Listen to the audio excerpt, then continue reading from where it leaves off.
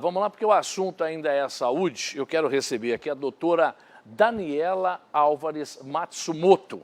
Ela é diretora médica do Hospital Universitário de Maringá. Oi, boa noite, ela está aqui para explicar para a gente. No sábado, saiu um boato, doutora, de que no Hospital Universitário de Maringá teria lá 10 respiradores que foram doados por empresários de Maringá e que desses 10, somente 3 estariam sendo utilizados, que 7 estariam encaixotados.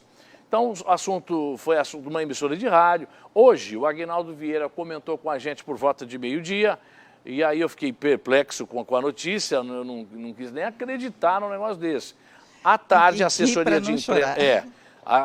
de imprensa da universidade emitiu uma nota. Eu falei, mais do que isso, alguém do HU para poder falar. Então, foi dada a missão à senhora para estar aqui. Doutora, procede essa informação? Olha, é lógico que não procede, tá? Na verdade, as pessoas precisam tomar um pouquinho de cuidado com o que é boato, o que é notícia, e às vezes um boato transformado em notícia, que foi o que aconteceu nesse final de semana. Então eu volto um pouquinho no tempo, eu volto algumas horas no tempo em relação ao horário que saiu esse boato. Então, pela manhã, a gente passou por algumas situações bastante difíceis no hospital. A gente já vinha durante a semana toda enfrentando no sábado, isso. Uma dificuldade de vaga, isso no sábado pela manhã. Tá? A gente já vinha passando a semana toda com uma dificuldade para o atendimento, não só em relação a equipamentos, igual ventilador, monitor, leito, medicamentos, soro, antibiótico, insumos que estão acabando, né? E aí nós soltamos uma nota. A doutora Elizabeth assinou essa nota, mas toda a diretoria escreveu junto. Tá? Ela não foi uma coisa que ela arbitrariamente fez sozinha. E era uma nota informando que a gente fecharia a porta de demanda espontânea do pronto atendimento respiratório, que é uma porta que não existe, que é uma porta que o hospital criou para facilitar o nosso trabalho. É uma conduta interna. Entendi. Tá? O governo do estado contratou da gente, o ano passado, quando começou a pandemia, leitos de enfermaria e UTI. Para facilitar a nossa rotina, para garantir segurança para os pacientes e funcionários, a gente abriu uma porta extra de pacientes com sintomas respiratórios. Me lembro, foi notícia aqui, inclusive. E essa porta, ela precisou ser fechada para a gente poder continuar dando uma melhor assistência para os pacientes graves da rede. Tá? Da rede. SAMU, Central de Regulação, porque a gente é referência para a macro-região. Né, São quantos municípios, doutora? A senhora se lembra? Olha, eu não sei te dizer certinho quantos municípios são. Nós somos 15ª regional, né, mas a gente atende a macro, que engloba 14ª, 15ª, 16ª. Então, muito mais que isso. É mais do que isso. Pega a regional de Camporão, Cianorte. E aí, para não furar a fila, porque o que acontece? Às vezes um paciente entra por demanda espontânea e ele realmente está grave, ele vai para dentro e a gente mantinha uma observação que agora ele retornou a ser leitos de enfermaria Covid. Tá? Hoje mesmo ele já retornou. Por quê? A gente precisa desses leitos. Então, assim, nenhum paciente grave deixou de ser atendido. O que a gente fechou a porta é para paciente que fez um teste de farmácia e quer receita e atestado, entendeu? Essas situações que seriam de UPA e às vezes nem de UPA, às vezes até de UBS. Entendi. Então, na verdade, houve um mal-entendido quando fala, o HU fechou, o HU não fechou, o HU continua operando acima do seu limite. Esse boato do respirador surgiu depois desse fechamento? À noite a gente soube desse boato porque os gestores estaduais entraram em contato com a doutora Elizabeth para perguntar, escuta, estão falando que vocês têm ventiladores na caixa.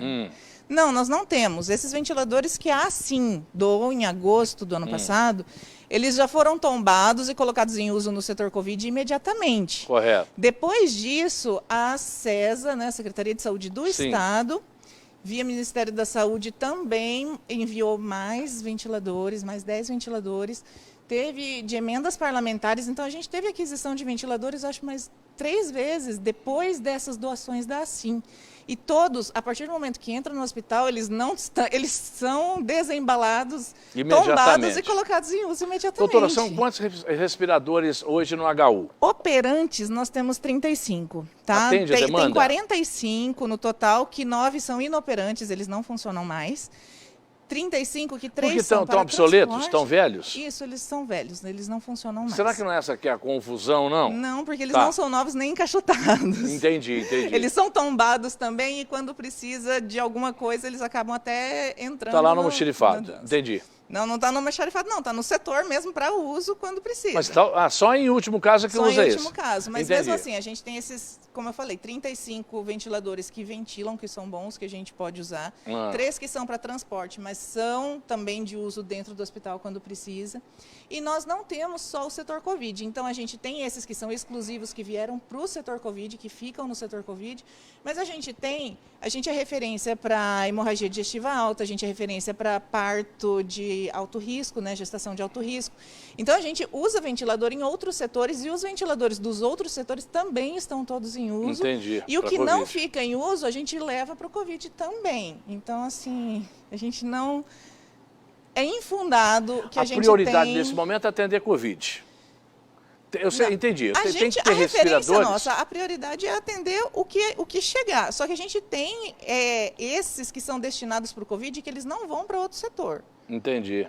E os de outro setor que não estiverem em uso, eles podem ir também para atender no Covid. E isso está sendo feito no HU? Isso está sendo feito. A gente tem 20 leitos de UTI Covid. Estava até ontem com 20 leitos de enfermaria, porque no começo da pandemia eram 30. Quando acalmou, o Estado desativou 10 leitos, que foi quando aí ficou...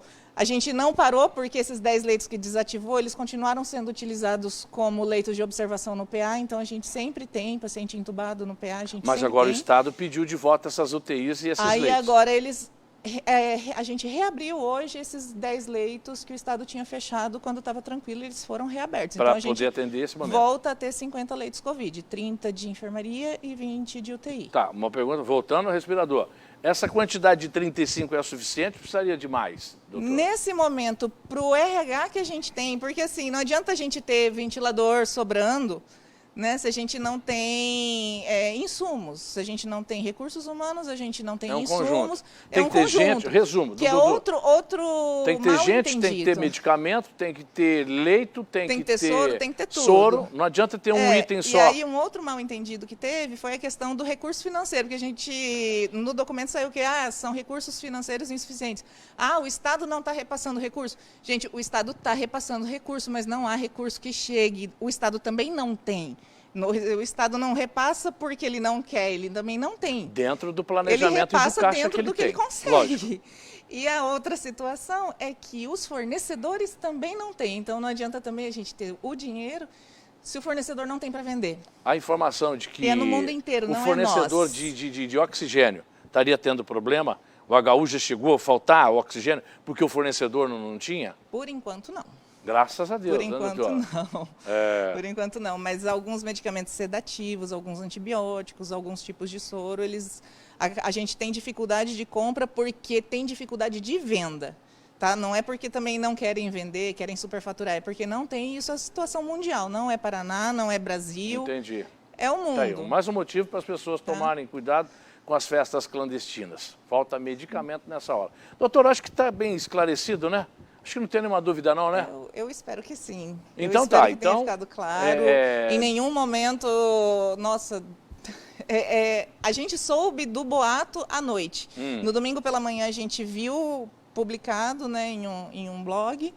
E aí hoje de manhã saiu numa emissora de rádio. Então ficou meio complicado. Improcedente. Doutora Daniela Alves Matsumoto, que é diretora médica do HU de Maringá. Obrigado pela sua visita. Eu agradeço a oportunidade para a gente estar esclarecendo isso daí.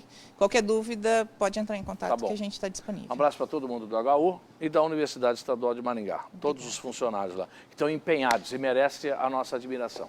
Obrigado, doutora. Tá certo. Gente.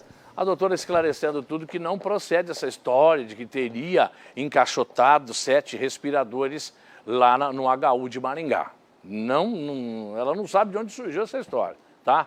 E também surgiu uma história no final de semana que estava faltando no Zona Sul, oxigênio. E foi aquele perereco, aquela correria. O que eles estavam fazendo? Faltou, eles estavam pegando do SAMU para poder levar lá, que é próximo. Carregaram num carrinho lá. Entendeu? Então, e quando chegar o oxigênio do hospital municipal, devolve pro SAMU, fica tudo certo. A logística do negócio. Então, já botaram aí a imagem, o desespero, foi geral no fim de semana.